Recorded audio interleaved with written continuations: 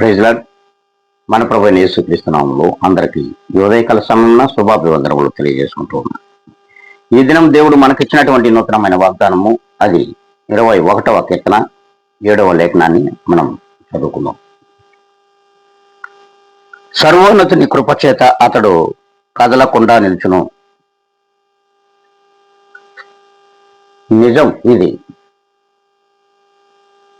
దేవుడు సర్వోన్నతమైన స్థలములలో నివసించుచున్నాడు. ఆయన కృప చేత ఈ లోకములో ప్రతి ఒక్కరూ కూడా కదలకుండా నిలుచుని ఉండాలి.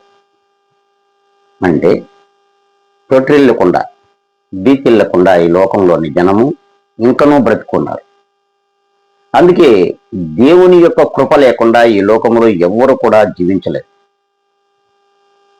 ఆ జీవితం మరి వ్యర్థమవుతుంది అని కూడా దేవుని వాక్యం సెలవిస్తుంది. దేవుని యొక్క నివాస యోగ్యమైనటువంటి స్థలములలో ఈ లోకములో తన మందిరములలో నివసించుతున్న ప్రతి ఒక్క జనములో కూడా ఆయన కృప ఉంది.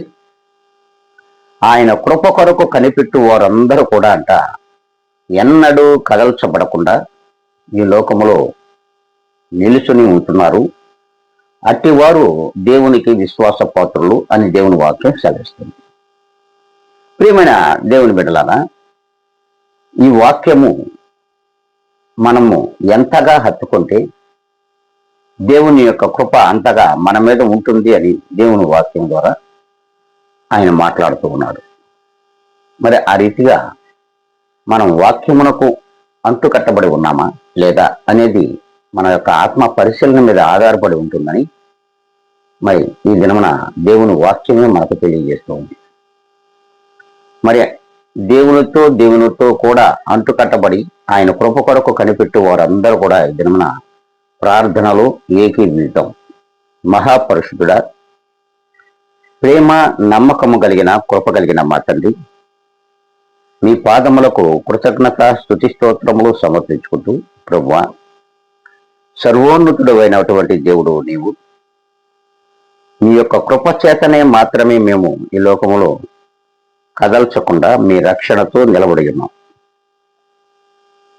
అతి కృపను అతి భాగ్యమును ఇక ముందు కూడా మాకు దయచేయమని క్రీస్తు యేసు యొక్క గొప్ప ఘనమైనటువంటి నామంలో నానా ఇదిగో మీ పాదాల దగ్గర మీ పాద ధూళిగా నన్ను నేను తగ్గించుకొని క్రీస్తు యేసు నామములో అడిగి వేడుకొని ప్రార్థిస్తున్నాను మా ప్రియ గొప్ప పరలోక తండ్రి.